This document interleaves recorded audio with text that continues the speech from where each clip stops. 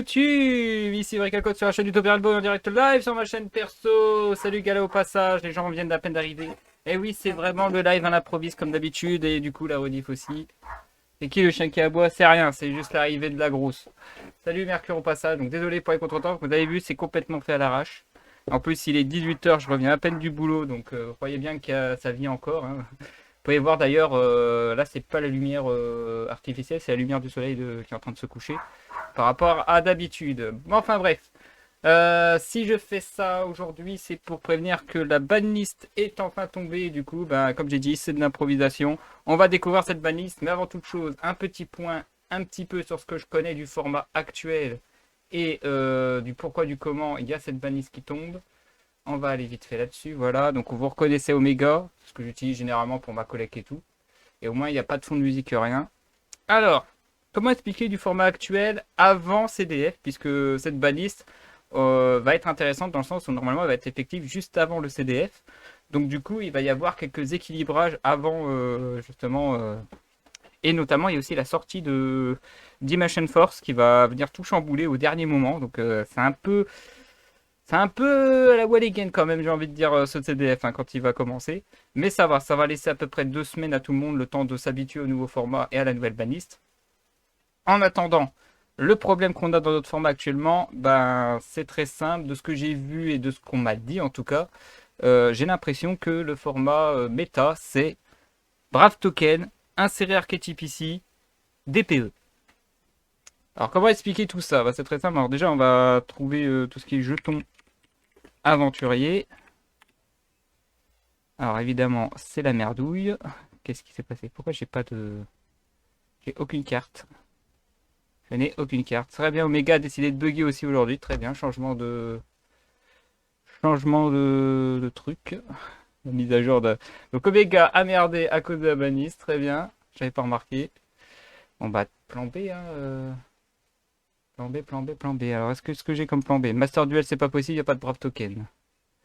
On va essayer de trouver... Le problème, c'est que taper jeton aventurier, ça ne marchera pas. Allez, plan B, je crois savoir. OTK expert. OTK expert. On va chercher les cartes qui nous intéressent. Je suis désolé, ça va prendre 30 secondes hein, parce qu'il n'y a plus de. Il y a plus de bingo banlist, plus personne ne les fait, donc du coup c'est à moi d'en parler un petit peu vite fait de ce qui est bien, de ce qui est moins bien. Après, bah, les gens, je suis désolé si vous faites pas, si vous me dites pas ce qui vous fait chier ou pas, ou ce que vous aimeriez qu'il soit des bans, ben je peux pas faire mieux. Hein. Alors, les grands créateurs, les voilà. Voilà, on y est. Allez, on réaffiche tout ça. Désolé pour le petit contretemps. Hop. Je vous ai dit que c'est fait à l'arrache? Oui, évidemment. Alors, rappelez-vous, les grands créateurs sont venus chambouler tout le format à cause de cette carte-là. Et celle-là, voilà, les deux cartes principaux. Il me semble que c'est ces deux-là. Le cavalier de griffon errant qui permet de faire du negate grâce au jeton aventurier et renvoie la carte dans le deck.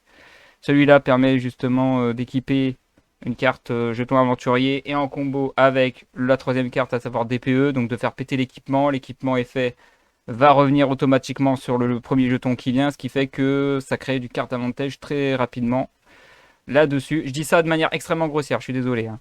Mais ce qui fait la force, c'est qu'il y a trop de cartes qui permettent d'aller chercher tout ça, de créer des tokens, etc. L'aventure, l'enchantresse. Je pense que non, le rite c'est un peu exagéré, je pense. Voilà, toutes ces cartes-là, bon, l'enchantresse c'est la plus chère. Hein. Voilà, toutes ces cartes-là, c'est du support pour pouvoir faire la petite combo avec justement la carte qui fout la merde. Qu'on voit à peine tout le temps maintenant sur Master Duel aussi, que j'ai réussi à ouvrir. Ah, évidemment, ça va être dur de trouver. Ah, si je tape comme ça. Je vais le trouver, je vais le trouver. Il est où? Elle est où? Je vais taper Phoenix, qu'est-ce qui se passe? C'est pas le bon Phoenix, ça. Ok, j'arrive pas à le trouver. Je sais pas son nom en vrai. Je vais pas taper héros de la destinée quand même.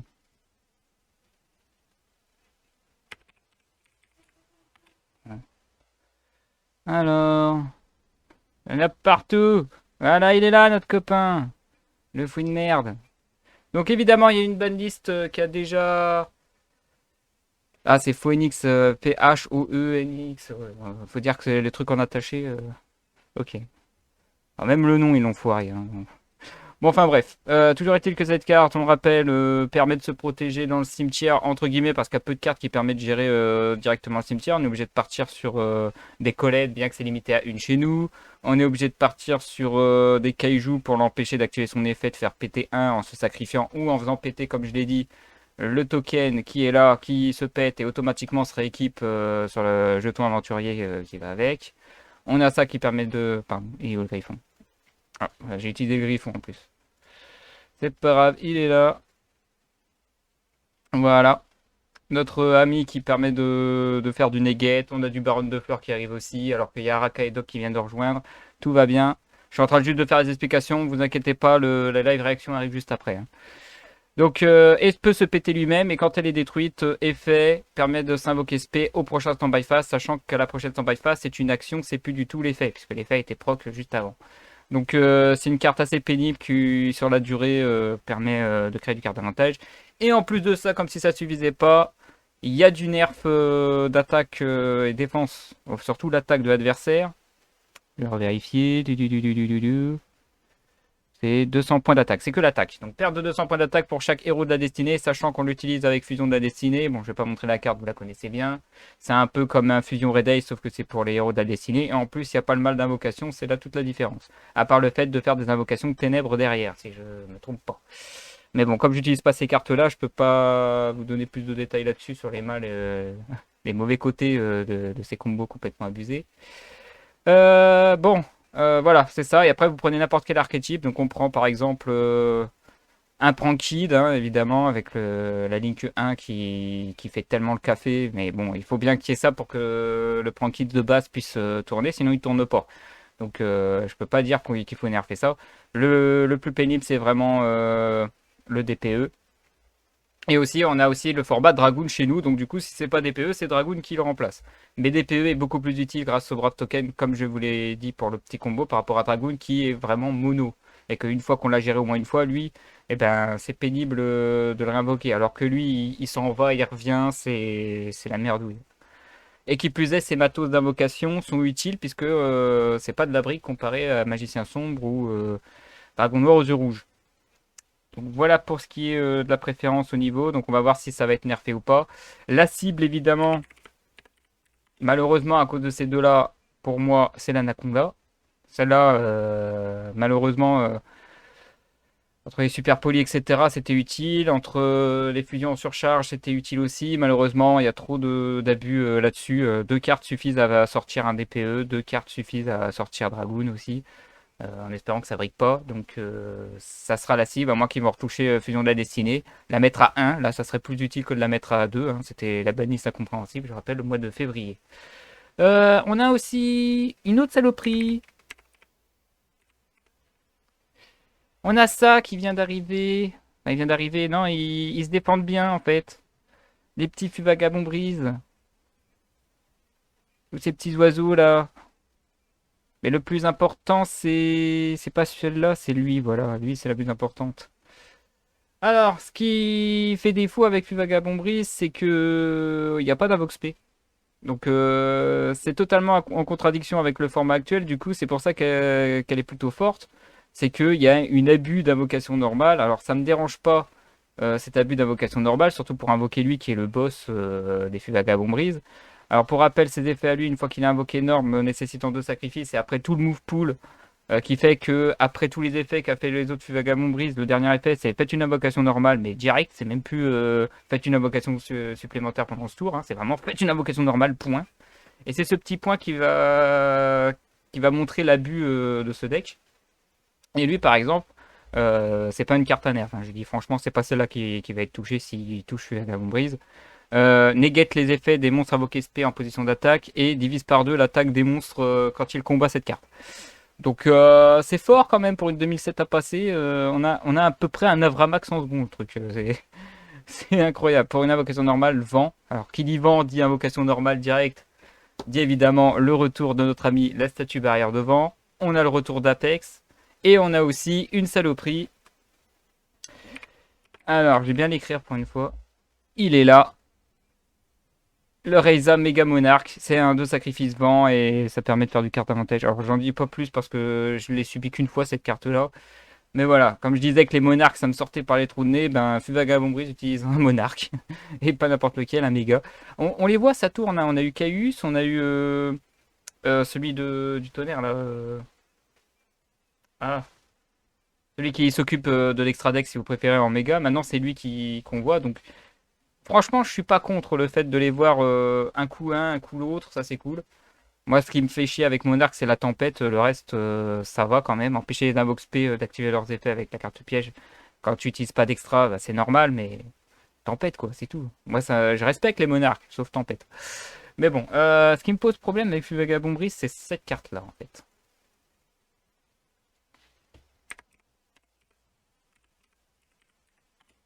Le Vagabond Breeze, c'est bien, c'est fort, mais il y a une carte qui abuse tout. C'est un piège, je sais plus lequel. Durant la main phase, voilà, je crois que c'est celle-là. Je crois que c'est Ville Rêveuse. Qui dit, comme effet, immédiatement après la résolution de cet effet, invoquer normalement un monstre BTL de maximum niveau 4. Et comme je vous l'ai dit, tous les effets des Vagabond Breeze, c'est faites une invocation norme à la fin. Ça veut dire que quand votre adversaire qui joue Vagabond Breeze joue cette carte pendant votre tour, en fait, il est en train de faire son tour. Si vous voulez, votre tour, c'est son tour aussi. Il joue deux fois, vous jouez une fois. C'est juste à cause de cette piège que je trouve que Vagabond Breeze, c'est abusé. Sinon, ouais, moi, je dirais il faut toucher cette carte. Mais bon, c'est abusé quand on sait que Vagabond Breeze, ben, comparé au combo que j'ai dit précédemment, c'est pas si fort que ça, mais ça permet de l'anti-jeu. Ça permet justement, ah bah tu essaies de gérer la statue, bah, je vais te mettre Apex derrière, je vais te mettre Reiza justement. C'est à cause de ce piège, pendant ton tour, bah, tu subis une double tour adverse. C'est n'importe quoi. Voilà, je crois que c'est à peu près tout ce que j'avais à dire sur le format abusé. Après, tous les autres decks, ben, les classicos là. Il y a l'Invoked, mais malheureusement, l'Invoked petit à petit commence à être délaissé par les Despia qui commencent à arriver en force. Le problème, c'est que du côté Brave Token, du côté Despia, c'est des archétypes plutôt récents, donc ça serait moche de les toucher tout de suite. Peut-être que ça va toucher Albas qui est sorti un peu plus longtemps. L'Invoked, bah, du coup, bah, commence à partir dans l'ombre alors que le Shadow est toujours aussi fort grâce au Despia, du coup. Et du coup, ça commence à être une guéguerre entre l'Invoked et le Despia. Voilà, je crois que c'est à peu près tout. Après, au niveau des potentiels retours, je pense qu'il va y en avoir pas mal parce que il y a quand même des cartes. Qu'est-ce que ça fout là? On aimerait bien le retour de Maxé pour éviter justement tous ces abus. Alors, sachant que Vagabond Brise, Maxé, ben, c'est la méta là. Là, c'est lui qui passe tes zéros parce que c'est de l'invoque norme et il me semble de mémoire que Maxé n'agit que contre les invocations de spé. Donc, c'est pour ça, quand je disais que cet archétype est en contradiction, déjà en nostalgie, c'est fort. Il y a aussi le fait qu'un nouvel archétype va sortir en été, donc j'espère qu'ils vont prévoir une pré-shoot contre un tueur tout archétype sauf les niveaux 2. Parce que sinon on va avoir un archétype comme un OCG qui va être T0 mais vraiment 75-80% chez nous. Et après on va voir les dénerfs, etc. Bon, je pense que sans plus attendre on va s'occuper de la banlist. Alors il suffit de faire ça, regardez. Yu-Gi-Oh! Banlist. Forbidden Limited au 17.5. Alors c'est effectif au 17.5. Attention. Alors on peut avoir des surprises, on peut avoir des bans cool comme on peut avoir des bans moins cool. Et évidemment, si s'applique à Master Duel, j'espère qu'il y a des cartes que j'utilise qui vont pas être nerfées. Ça serait gentil que j'utilise un deck sympa, mais bon, Master Duel ça n'a rien à voir. Dernier point important concernant, parce qu'il y a un tournoi samedi, donc c'est effectif au 17. Ça veut dire que aujourd'hui ça commence.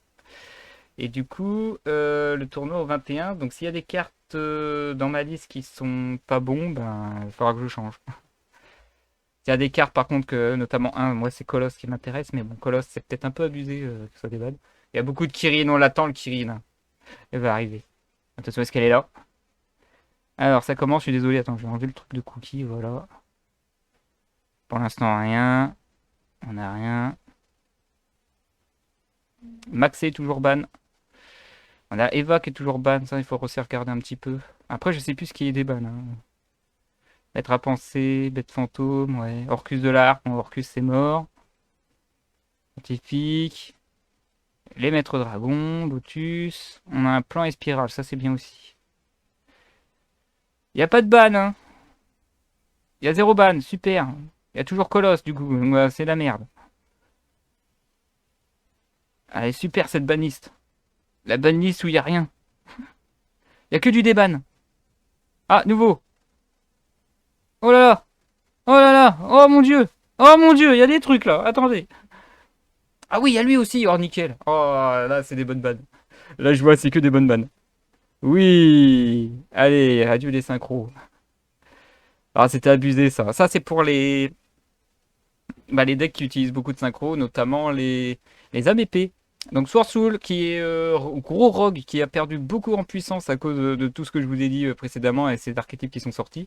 Et pourtant, il s'amuse encore à le nerfer, ainsi que d'autres abus, avec Akil Fibrax, et fait Akil Fibrax, un Vox P Robot Bureau 1, et je crois que c'est à partir de là que ça part en couille. Donc ça me fait plaisir de voir que ça, c'est parti. Donc du coup, on va garder Needle Fiber, ça c'est beau, ça me plaît. Désolé pour ceux qui jouent synchro, mais très bon choix pour l'instant. Alors ça fait mal quand même parce que... Donc du coup, ce qui va être mis en avant, j'aurais préféré Bardiche rouillé. Parce que maintenant, c'est Chevalier Fantôme qu'il va falloir faire extrêmement attention avec Cherubini. Parce que maintenant que le Brave Token méta, le plus méta, à savoir Prankid, a été touché à cause de ça, comme j'ai dit, Miaou Miaou banni, il n'y a plus de Prankid. C'est aussi simple que ça. Parce que c'est lui qui faisait tout le taf jusqu'à maintenant. Et avant sa sortie, il n'y a eu qu'un seul deck qui a réussi à remporter un tournoi. Rappelez-vous, Milan. Il y a quelques années de ça maintenant. Mais c'était le seul qui a fait de la perf avec Prankid. Tous les autres, ils se sont viandés. Notamment au CDF 2019 où ils étaient dans les derniers. J'en avais affronté un justement. Bon bah désolé pour les Prankid. Par contre, Chevalier Fantôme, ça va faire mal s'ils n'ont pas nerfé ça non plus, hein. Anaconda, bon bah voilà. Ça c'est bon. Du coup, il reste encore la fusion de la destinée à limiter à une. Et adieu les Dragoons et les DPE. Ça, c'est bon. Mais comme j'ai dit, contre-coup, ben, c'est super poli. Les Despia maintenant aussi, hein, parce qu'il y a les Despia qui ont peut-être dû abuser là-dessus. Enfin, ouais, il y a beaucoup de decks qui vont prendre cher, mais voilà, c'est ça d'abuser des combos de merde avec Anaconda. Ok, le Simorgh toujours ban du coup. Pour l'instant, on n'est pas sur de la mauvaise ban. À part Miaou Miaou, c'est peut-être un peu excessif, mais il fallait. Donc du coup, il n'y a pas de bardiche rouillée, donc du coup, je confirme, Chevalier Fantôme, Overpower. Overpower, ça va être la méta, le Chevalier Fantôme. Alors, les exis, il n'y a rien. Les synchros, il n'y a rien de ce que je vois. Attendez. Oh non, il est toujours banni. Quel dommage. Quel dommage. Toujours Colosse, toujours Kiri, on les attend. Toujours pas. Très bien, très bien. Le Drident. Je sais même plus qui était ban encore, Drident. Parce que j'ai l'habitude de jouer maintenant. Je joue trop souvent à... Je joue trop souvent, voilà, roi de toutes les calamités, je l'ai suivi sur Master Duel, voilà, je fais plus du tout attention, hein. Faut que je fasse gaffe à ma banlist. Choix douloureux, pot de cupidité, ça c'est du classique, onde glacée. Jeu de la poule mouillée, allez. Ah, y a pas de fun chez nous, y a pas de fun. Horde impériale toujours. Évidemment, ça serait con de le ban pour le déban derrière. Bon, au niveau des bans, c'est que les lignes qui ont pris cher. Quand je dis les lignes, c'est 3 cartes link, hein, c'est pour ça. Mais bon, on a les fusions qui ont pris, on a les synchros qui ont pris, et on a le Pranky qui a pris. J'aime pas les licornes. Bon, maintenant, les limités, il faut fusion de la destinée à une et c'est bon. On perd des PE. On perd Dragoon là, mais on perd pas des PE. À part que Albion. Avion à réaction synchronique. Ah oui, on veut vraiment tuer le synchro, quoi.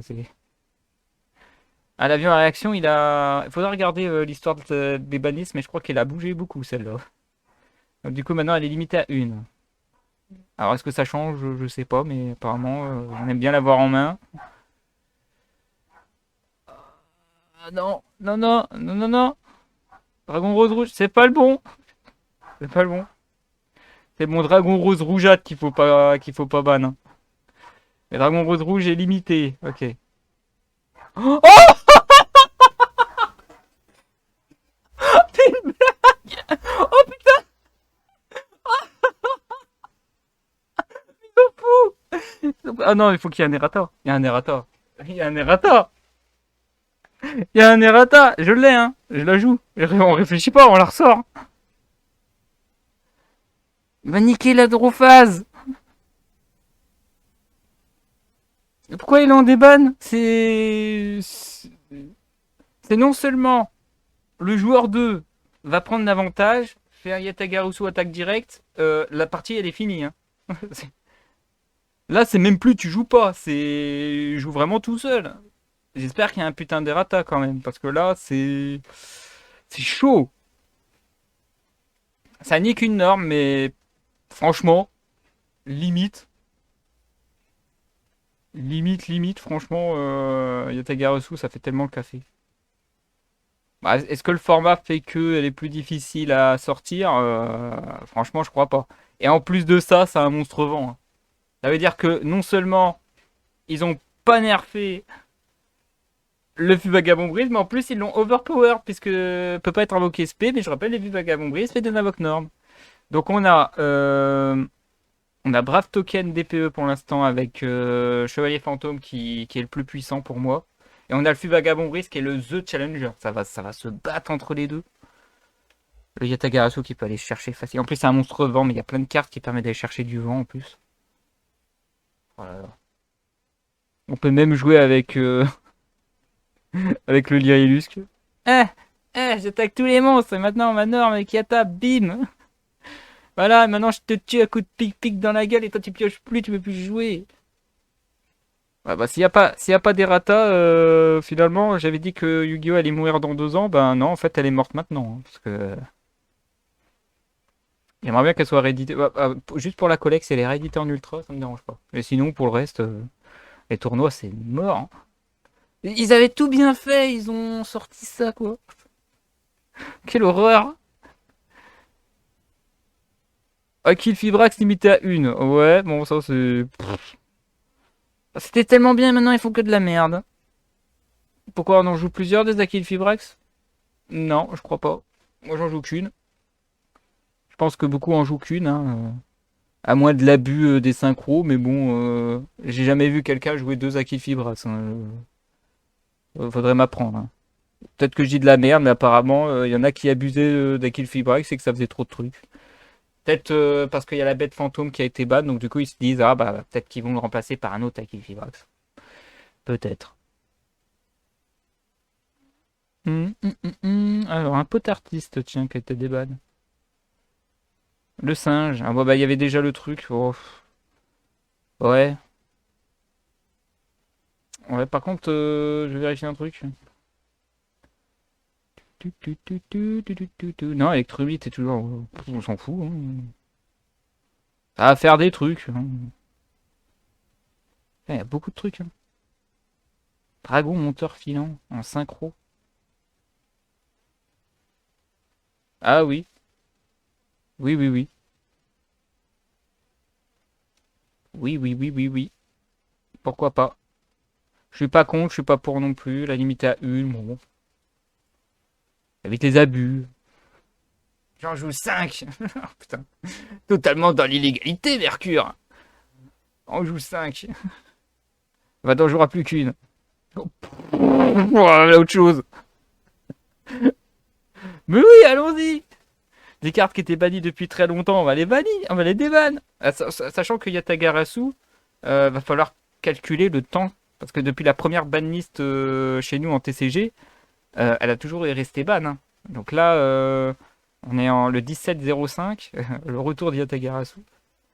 Changement de cœur, il est venu, je crois, un peu plus tard, où il y a eu une période où il est revenu. Donc là aussi, il va peut-être y avoir, voilà, cibler un monstre contrôlé par votre adversaire jusqu'à une phase prenez son compteur. Donc faut cibler.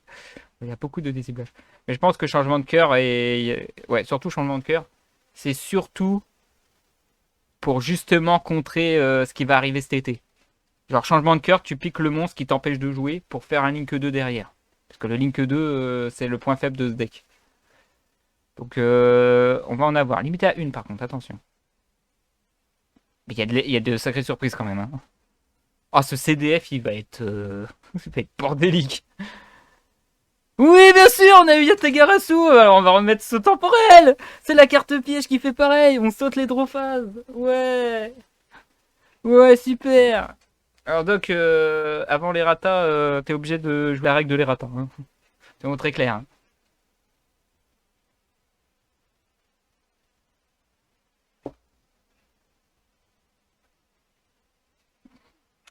Yu-Gi-Oh! Est officiellement décédé. J'aurais jamais cru qu'ils allaient les faire revenir, ces deux-là. Jamais j'aurais cru. C'est insane. En gros, ils viennent d'empêcher le truc le plus hype de l'univers Yu-Gi-Oh! Vous savez, le fameux de l'eau. Bon, je le fais mal, mais imaginez tous les personnages, tous les héros qui s'amusent à faire ça. Ah, c'est mon tour. Je pioche. Bah non, tu peux plus. On fait revenir les cartes qui t'empêchent de le faire. Donc il n'y a plus la hype, il n'y a plus cette histoire d'âme des cartes. Hein, l'adversaire va juste te tuer et tu ne joues pas. Donc le retour d'Yatagarasu, saut temporel en même temps, là c'est... Là c'est trop là. Là c'est beaucoup trop. Regarde, c'est ces deux cartes là, fallait les laisser ban, j'imagine. Changement de cœur encore, c'est pas... C'est pas... Franchement non. Franchement, empêcher Adrophase, c'est vraiment ce qu'il faut pas. Empêcher Adrophase du joueur qui a activé une carte abusée, pourquoi pas? T'as Offrande suprême, je crois, c'est ça. Hein. T'as Avidité téméraire aussi, qui empêche les draw fast du joueur qui a osé activer cette carte. Mais si tu actives une carte dont le but est d'empêcher l'adversaire de le faire, c'est trop fort. C'est du 1 pour 1, mais la draw fast, c'est l'âme. Hein. L'âme des cartes, elle est plus là.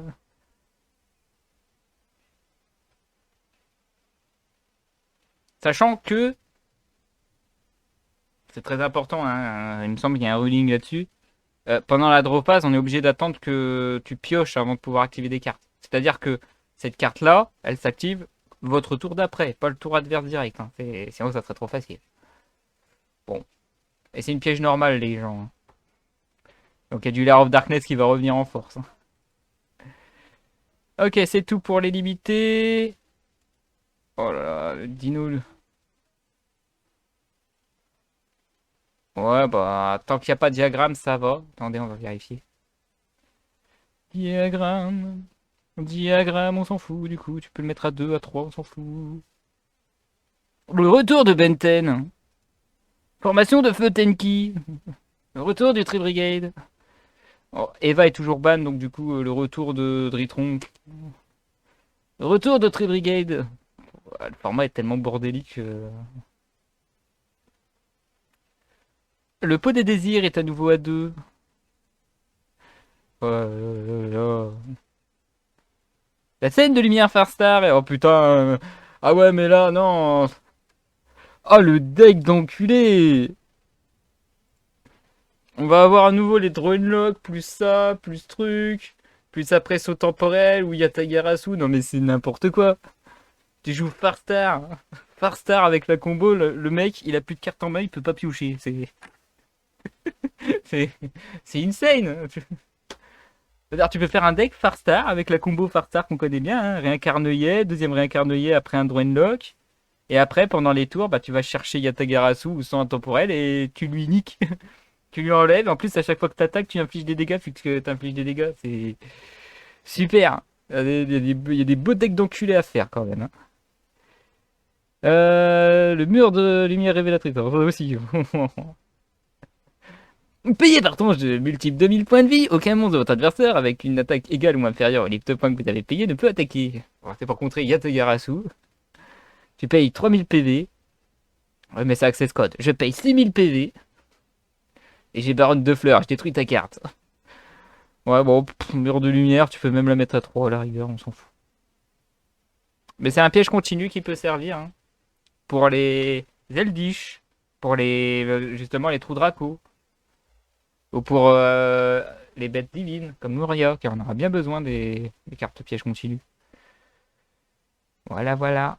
Et enfin, beaucoup de cartes des ban. Je vois des trucs, mais c'est...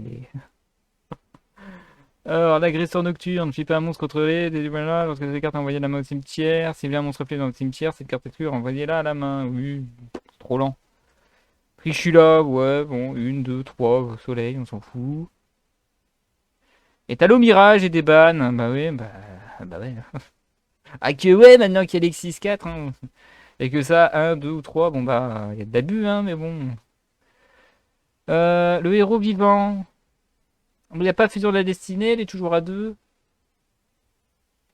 Donc du coup, ben, il y a DPE quoi, qui fait toujours chier. On est obligé de faire changement de cœur, mais lui il fait chaîne DPE, fait péter changement de cœur activé, donc c'est débile. Cercle Salamangreat revient en force. Les boucliers bicéaires, oh, oh, oh, bon, ouais, alors il y a des très bons trucs. Et il y a des trucs qu'ils auraient vraiment pas dû là. Franchement, je suis bien content d'être à ma place et de pas faire le CDF parce que ce CDF il va être insane. À cause justement, bon, bah, les deux cartes clés, à savoir Yatagarasu et Soin intemporel, Sang temporel, pardon. Ces deux cartes-là,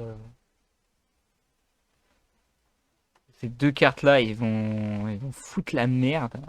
On a un format déjà ultra compliqué. Le changement de cœur, c'est un très bon choix. Limite la mettre à deux pour vraiment empêcher certains archétypes d'abuser de certaines choses. En plus, changement de cœur, tu peux partir sur Sheridan. Si tu joues des monstres de niveau 6, tu fais changement de cœur. Tu le récupères, tu fais un X6, c'est gratuit. Donc il y a du vampire là-dedans qui peut jouer changement de cœur aussi.